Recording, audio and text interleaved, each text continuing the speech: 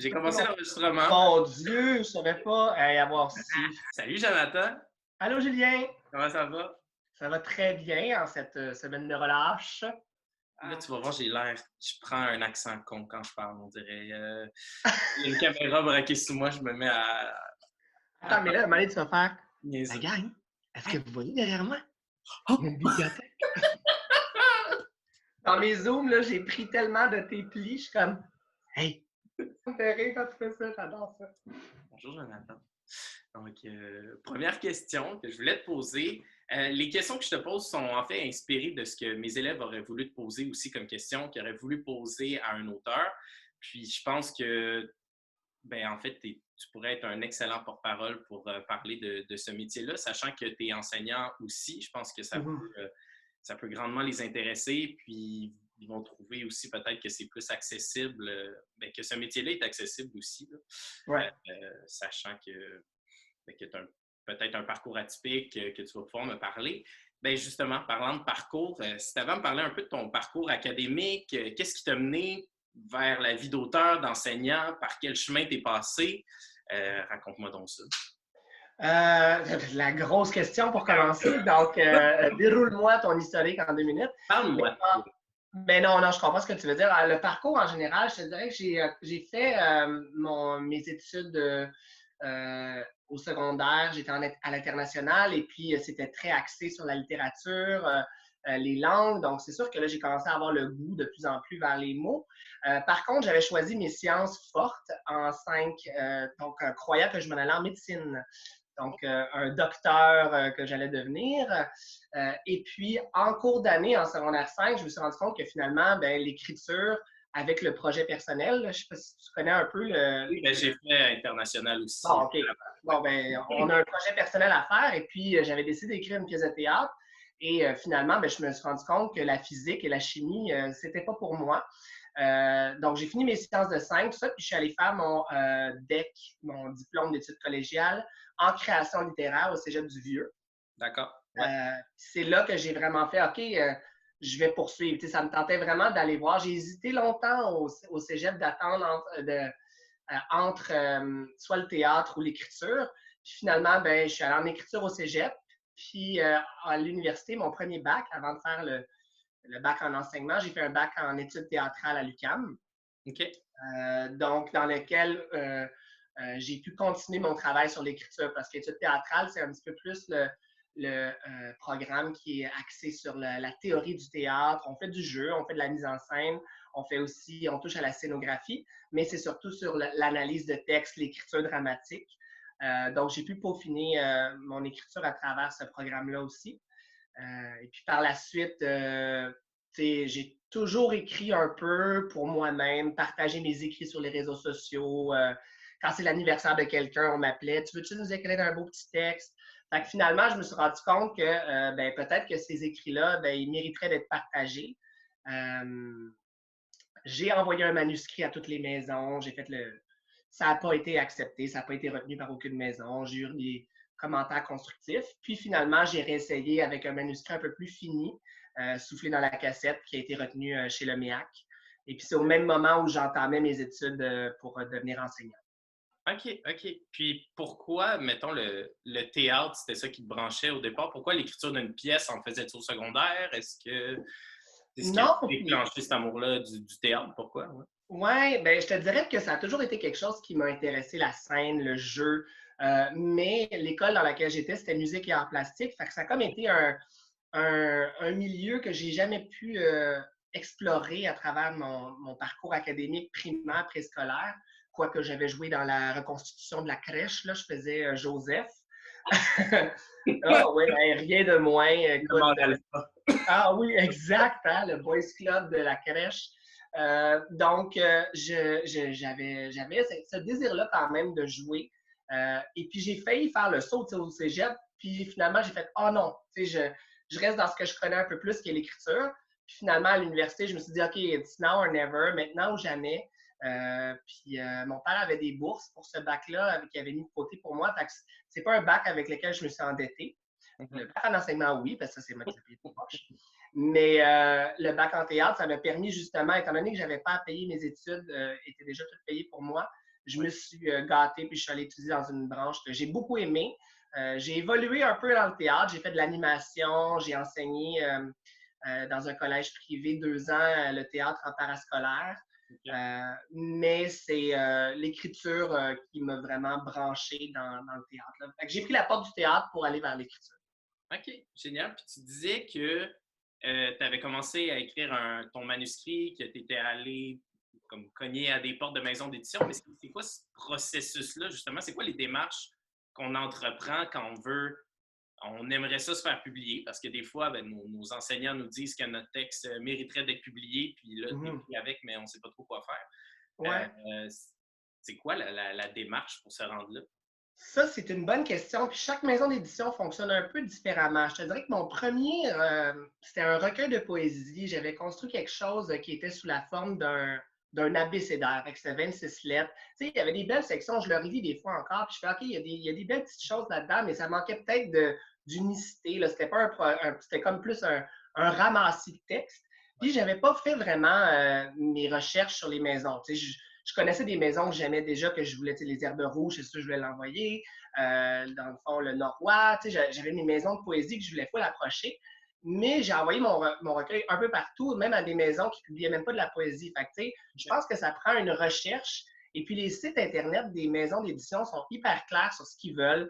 Des fois, ils vont même dire on veut un texte en Times New Roman 12, qui est d'ailleurs souvent le modèle à prioriser, ou Arial.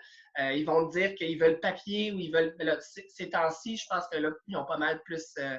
Peut-être COVID oblige. Ouais, c'est ça. Là, on est plus lousse, puis on va être OK avec le virtuel. Puis ça t'explique comment le délai que tu vas devoir attendre et tout ça. Donc, je pense que pour quelqu'un qui désire être publié, c'est vraiment de prendre le temps de faire des recherches. Puis moi, la première fois, j'avais visé, je pense que j'avais envoyé 25 enveloppes, tu sais. Puis, tu sais, là-dessus, il y en avait peut-être 10 que ça n'allait pas marcher. Là. Je pense que j'ai envoyé mon recueil dans une maison d'édition de livres de cuisine, là, tu sais. Fait que ça n'avait pas rapport, là. Tu sais, fait que prenez le temps de bien faire vos recherches et les sites Internet des maisons d'édition sont très bien faits. Là, tu as la section souvent manuscrits ou désirés publiés. OK. Là, justement, tu me disais que tu as commencé bon, plus à écrire le théâtre, là, après l'abécédaire, puis tu as pris la direction de la poésie. Pourquoi la poésie? La poésie, ça a toujours été là. Fait que, même si j'étais dans l'écriture dramatique dans mes études universitaires, il y a toujours eu une dimension poétique. Puis c'est quelque chose que je raconte puis que j'aime raconter, mais mon arrivée à la poésie, ça a vraiment été. J'ai appris à lire et à écrire assez jeune. Là, donc, à la maternelle, je savais déjà lire et écrire. Ma mère m'avait montré à la maison. Par contre, je n'étais pas un lecteur qui lisait rapidement. Tu sais, rapidement, mes collègues de classe, j'étais peut-être le premier qui savait lire, mais après ça, je me suis ramassé à celui qui était comme, OK, je lis pas vite. Puis encore aujourd'hui, je suis pas quelqu'un qui lit vite. Puis si je le lis vite, là, ben, j'oublie ce que je lis. Tu sais, des fois, je me dis, OK, je vais clencher mon livre là, avec mon petit doigt, puis je passe, puis je fais, tu sais, je sais pas si ça t'arrive, là, de... Je pense que c'est notre background de théâtre qui fait ça. Moi, c'est ce qui. Je prends vraiment. C'est ce que j'expliquais à mes élèves. Là. Je me rappelle qu'au secondaire, un roman, ça me prenait 1 heure lire 20 pages. Parce Ouais. que je leur disais, ben, je fais les voix de personnages dans ma tête, je les vois bouger, je ferme mes yeux, je les imagine, je vais le lire à voix haute, je vais l'interpréter. Je comprends tout, mais ça me prend. Lire Les Trois Mousquetaires en secondaire 5, ça m'a pris. Ça m'a pris beaucoup trop de temps. 2 siècles. Mais je pense que peut-être tu me donnes une explication pourquoi ça me prend tellement de temps. C'est vrai que justement, j'aime ça, que savoir, mettons, dans une pièce, OK, les murs sont rouges, mais lequel mur, lequel rouge, je vais regarder, je vais faire mon décor. Puis tu as raison, c'est peut-être une bonne explication. Et c'est peut-être c'est pour ça que je me suis rabattu vers les plus petits livres qui étaient à la bibliothèque pour faire mes projets de recherche, en secondaire 1, 2, là, quand tu avais un livre à présenter. Et c'est comme ça que j'en suis venu à la poésie, parce que tu regardes les livres les plus minces, c'est souvent la poésie. Ouais. Loin de moi l'idée de penser que ça allait devenir une passion, ou du moins le style littéraire qui résonne le plus en moi, la poésie.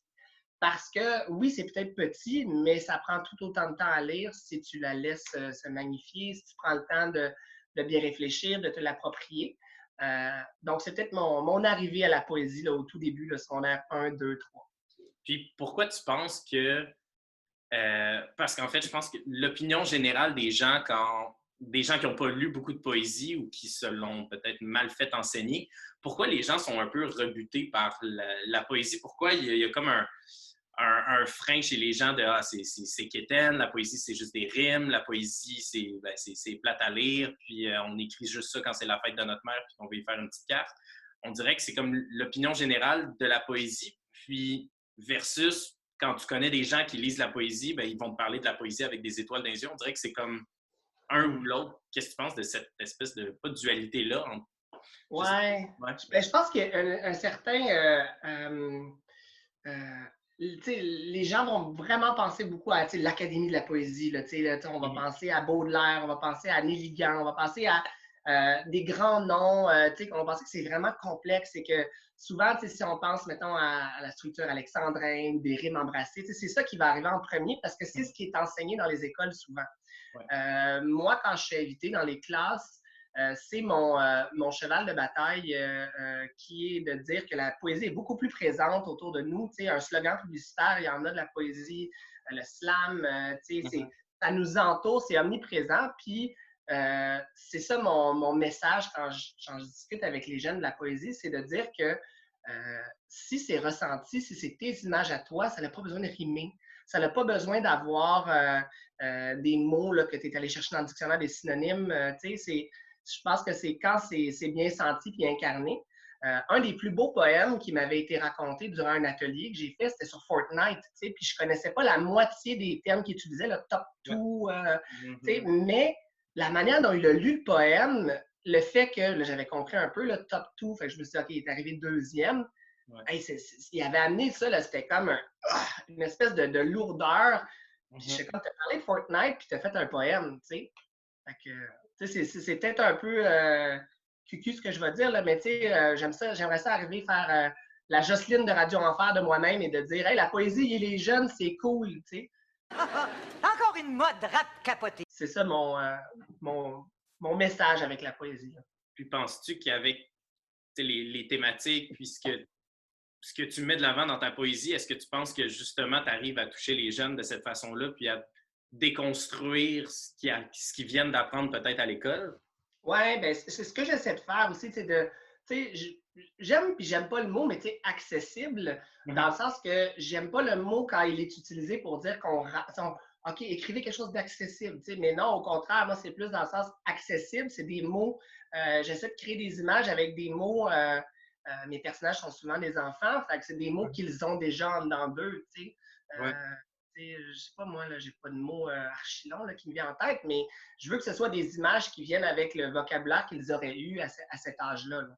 Oui, ben, je pense qu'en lisant Souffler dans la cassette, justement, on voit que le vocabulaire est déjà super accessible. Puis, je me rappelle quand j'ai lu à mes élèves, oui, il y avait certains référents des années 90 que je dois expliquer, mais après ça, le référent de faire des lunettes, puis ou peu importe les nénuphars, tes retailles de crayons. Puis je pense qu'on crée des images avec quelque chose de très simple qui part de soi aussi. Là. Je pense que ça a été une mission accomplie pour toi, ça. Je pense que oui, puis je pense que oui. Non, mais dans le sens que c'est pas ça que je veux dire, c'est ça que je veux dire. Ah!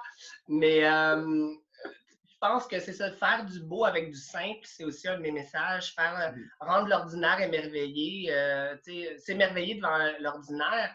Je pense que c'est ça les yeux d'un enfant. Les yeux d'un enfant sont hyper réceptifs à la poésie. Fait que je pense que si on commence jeune, en tant qu'enseignant, à bien leur montrer la poésie, puis de ne pas les assommer avec tout ce qui est contraintes et conventions poétiques, mais plus d'aller les chercher sur OK, on va lire une phrase poétique, puis on va essayer de dire qu'est-ce que l'auteur voulait nous dire, puis de partir à ça. Puis après ça, oui, je peux comprendre qu'on veut présenter les figures de style, les rimes, tout ça.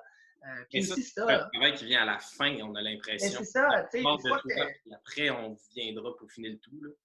Exact. C'est comme si je te dis, tu apprends à lire, tu viens de lire ta première phrase, mais là, il faut que je te parle des participes accordés avec l'auxiliaire avoir. Tu fais comme, les gars, laisse-moi le temps de vivre ma lecture. OK. Puis, justement, dans ton processus de création, on parle souvent à nos élèves, tu dois le dire toi aussi, que la planification puis le plan autour de ça, puis de savoir où ce qu'on s'en va, c'est assez primordial, puis que c'est pas quelque chose qui se fait sur le coin d'une table aussi, quoique on peut vraiment partir momentanément dans notre écriture, là. Il y a vraiment deux façons de le voir. Mais de quelle façon tu prépares ce que tu écris, toi, que ce soit ton nouvel album, que ce soit comme un ouragan, peu importe, comment t'en es venu à faire, ah, ça va être ce sujet-là, cette émotion-là, cette thématique-là? C'est quoi ton processus d'auteur autour de ça? Je te dirais que, puis de la manière dont je décris comment j'écris, c'est très, comme surtout peut-être plein plus soufflé dans la cassette, Maman veut partir, puis même Honey Ketchup, c'est des collections de souvenirs. C'est comme si je fais des petites bulles, puis c'est un peu comme ça que les livres sont divisés, là, des petits chapitres. Puis après ça, ben, c'est comme si je rentrais les bulles dans une corde, puis ça me fait ma collection de petites bulles souvenirs. Puis je me dis, OK, là, à travers ça, ben, tu les déplaces pour qu'il y ait quand même une certaine ligne chronologique, là. Okay. Je pars de ça surtout.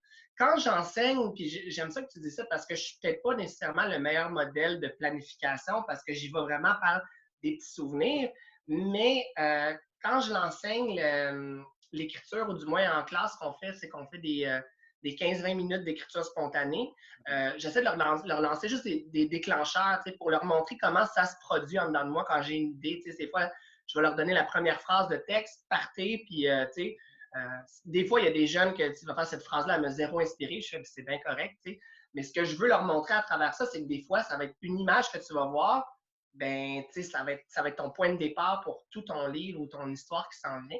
Donc, d'être sensible aux choses qui nous entourent parce que tous les livres que j'ai faits ou tous les textes que j'ai écrits, souvent, je vais me souvenir du premier point de départ ou du premier texte que j'ai écrit. Puis je pense que c'est ça, c'est cet élan-là. Même si on dit le premier jet, effectivement, c'est jamais la seule chose qu'il faut considérer. On doit retravailler. Mais cet instinct-là que tu as au début de l'écriture d'un projet, c'est fort parce que c'est ce qui va tirer tout ton projet vers l'avant. Super intéressant. Puis là, je vais peut-être utiliser des termes qui sont. Je pense à ceux qui vont écouter la capsule. Peut-être qu'il y a beaucoup de personnes qui font les ateliers d'écriture. Puis là, ça commence à être un mouvement qui est quand même réparti. Là. Les gens les utilisent beaucoup. Est-ce que. Parce que tu me parlais, ton image de rassembler des petites bulles, tout ça, ça me fait penser à quand on parle d'un gros melon d'eau, puis qu'il y a des pépins à l'intérieur, mais que chaque pépin est une petite histoire qui fait ton gros melon d'eau finalement. Est-ce que quand tu écris, parce que je pense à Souffler dans la cassette où c'est comme très épisodique, là, si on veut, plein de petites histoires, est-ce que dans ta façon de le publier à la fin, ton résultat final, est-ce que tu les as écrits dans l'ordre, ces trucs-là, ou tu as écrit une petite partie là, puis à la fin, tu as décidé de l'ordre dans lequel tu allais les mettre? C'est intéressant comme question parce qu'il y en a que tu sais que ça va être direct à la fin, direct au début, mais c'est très rare qu'on va. Les premiers, là, c'est comme si j'ai pas ma trame au début. Fait que j'écris des bouts de texte. Là, je fais, oh, celui-là, on dirait qu'il coince un peu plus, fait que c'est vers la fin, parce que c'est le même que j'écris. Quand ça devient un peu plus, c'est vers la fin. Mais c'est vraiment une collection de souvenirs. Puis je pense que j'aime beaucoup cette image-là du melon d'eau pépin, que je ne connaissais pas. C'est-tu un concept qui est utilisé? Oui, dans le moment quand on parle d'écrire des petits moments, là, c'est le langage qu'on utilise avec les élèves. Super! J'aime vraiment cette image-là, puis je pense que je vais l'utiliser avec mes élèves parce que c'est vraiment ça. Tu vas avoir tes petits morceaux, puis à un moment donné, tu fais OK, bien celui-là, il va définitivement entre les deux. Avec l'éditeur aussi, il va dire, il me semble qu'il manque un bout pour qu'on passe de ce pépin-là à ce pépin-là ou à cette bulle-là à cette bulle-là. Puis c'est là que le travail, un peu plus de l'écriture, c'est du travail parce qu'il faut que tu trouves le bon wagon qui va unir ces deux morceaux-là. Mais le début, c'est vraiment très, très sporadique. On est vraiment dans, je vais les placer, puis après ça, OK, il en manque un là. La fin va s'être manifestée à un moment donné. Tu fais comme, OK, celle-là, c'est la dernière, il ne peut pas avoir rien d'autre après. Mais ouais, s'il n'y a pas d'ordre chronologique, je pense que c'est important après ça de vérifier que l'ordre fonctionne, mais le début, je me laisse toujours un peu dériver. Là. Ouais. OK. Puis j'ai aimé ça quand tu m'as parlé de ton éditeur. À quel moment l'éditeur vient jouer un rôle dans ce que tu as écrit, puis à la fin de la publication? Parce que j'ai l'impression que finalement, l'éditeur, c'est comme une sorte de partenaire d'écriture qui va juste te guider. Puis justement, quand il dit, ah, ben, peut-être qu'il manque une idée entre ces deux-là, j'ai l'impression de m'entendre parler quand je suis en entretien avec un élève puis que j'essaie de le conseiller dans son écriture. L'éditeur fait un peu ce travail-là. Exactement.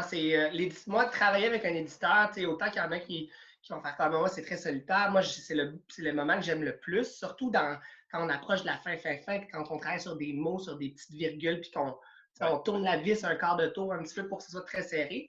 Mais je te dirais que mon premier manuscrit, tu es pas mal tout seul le temps que tu l'écris, puis tu essaies de faire la meilleure chose au monde pour l'envoyer. Et là, après ça, tu as le travail avec l'éditeur qui rentre. OK, j'aime ça, tel passage. Mais c'est comme si tout le travail du début, tu ne l'as pas fait accompagner. T'sais. Tandis qu'une fois que tu es rentré dans une maison puis que tu parles de ton nouveau projet d'écriture à ton éditeur, bien, dès le début, tu peux l'inclure dans ton travail, dans ton évolution. Puis ça, c'est vraiment fascinant parce qu'il est là, il connaît c'était quoi les premiers étincelles de ton projet. Fait qu'il va te ramener à ça aussi. Moi, Maxime Mongeon chez Le Méac, ça a vraiment été une révélation. Ça a été l'éditeur pour mes 2 premiers livres. Puis jamais il me dit, c'est jamais lui qui me dit tu vas enlever ça, tu vas enlever ça, tu vas couper là. Il me posait des questions. Puis ces questions-là, c'était toujours des questions un peu, questions abstraites, des questions un peu plus d'ordre du. C'est quasiment philosophique. Moi, je le voyais vraiment comme. Il va Une t'amener à lueur. réfléchir sur ta propre écriture. Puis, Exact. Au lieu de là me où tu voulais t'en aller, puis OK. Oui, exactement. Donc, au lieu de me dire, OK, c'est là que tu t'en vas, c'est OK, je comprends. Il dit ce passage-là, par contre, puis souvent, j'arrivais, je fais parfait, on enlève ça, ce bout-là. C'est comme, OK, mais c'est pas ça que je voulais dire. Ou, tu sais, j'étais comme, non, j'ai compris ta question. Fait que c'était vraiment, je l'appelle mon guide. Travailler aussi avec Mélanie Thomas chez Héritage Jeunesse, puis avec Stéphanie. Ce qui est intéressant, Stéphanie chez Québec Amérique, ce qui est intéressant, c'est que chaque éditeur a leur façon de travailler. Je trouve que j'ai vraiment aimé le mot que tu as choisi, partenaire, parce que tu sais, veux pas, ben, l'éditeur, c'est lui qui va défendre ton livre, puis pour le défendre, il faut qu'il soit aussi fier de toi que ce livre-là. Mais la majorité du temps, l'éditeur, il dit, moi, je veux que toi, tu sois content de ton livre. Ouais. Fait que c'est pas, il n'y a jamais d'agenda secret, là, OK, notre maison d'édition, elle parle de ça, elle parle ça comme ça. C'est non, moi, je veux que toi, tu sois vraiment fier de ton livre. Puis quand je lis ce passage-là, je pense qu'il y a du retravail à faire et tout ça. Donc, partenariat là, essentiel, oui. Puis est-ce que tu sens que tu as besoin de laisser ton ego de côté quand vient le temps de la révision de texte? Est-ce que peut-être que naturellement, tu fais confiance à ton partenaire, mais je pense des fois à des élèves qui vont avoir de la difficulté à réviser leur texte parce que oui, ils sont vraiment fiers d'obtenir un commentaire constructif. C'est difficile de changer la phrase. Comment on peut permettre à nos élèves d'avoir ce petit laisser-aller-là ou comment toi, tu l'as, ce laisser-aller-là, puis la confiance que tu donnes à ton éditeur?